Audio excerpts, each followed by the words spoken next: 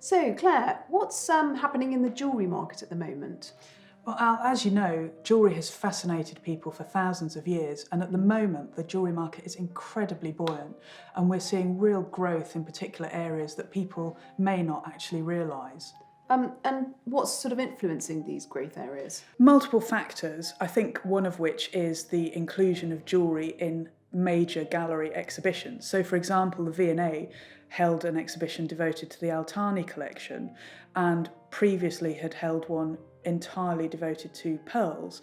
And I think what that's done is elevated jewellery in the public mind into an art form. Also, we're seeing enormous growth in the Asian market, and that's influencing things such as untreated, unheated gemstones and rare stones. So what is an untreated gemstone? Well, gemstones have been treated for hundreds of years, and in terms of heating gemstones, in particular ruby and sapphire, that's been happening for quite a while as well. And what it's intended to do is alter the appearance of the stone, so it either lightens it or darkens it. We see now in the modern market, you would expect probably about 90-95% of sapphires and rubies in the jeweller's window to be heated.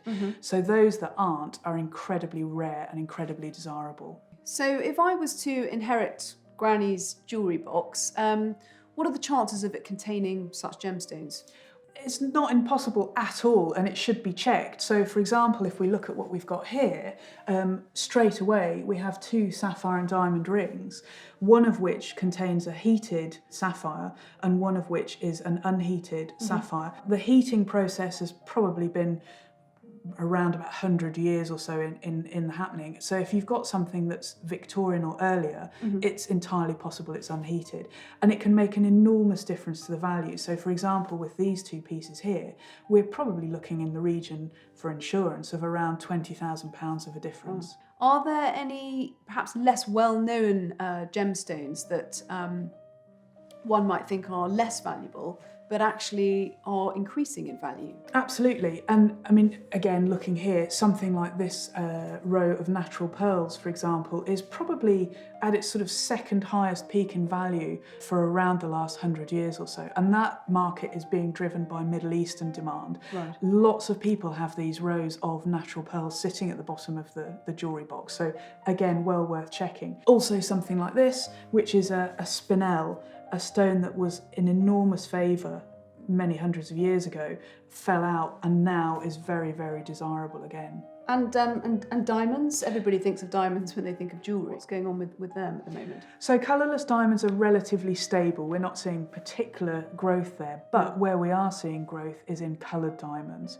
And if anybody has a coloured diamond in their collection, again, it needs to be an untreated one, but that should be reassessed. There is huge demand from the Far East for those sorts of stones.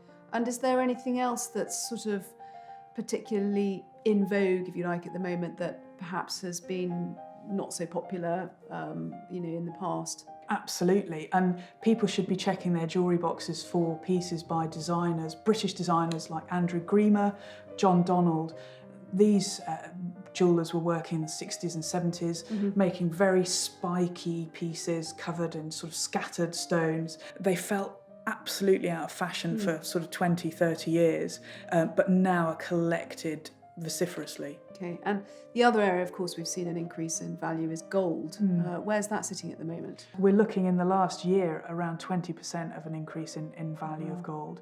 And we're sitting at a 6-year high, so definitely people with gold pieces should have them reassessed. Yeah, so really one should get the jewellery box sort of reappraised, revalued, and also to get the items checked for their condition. Absolutely.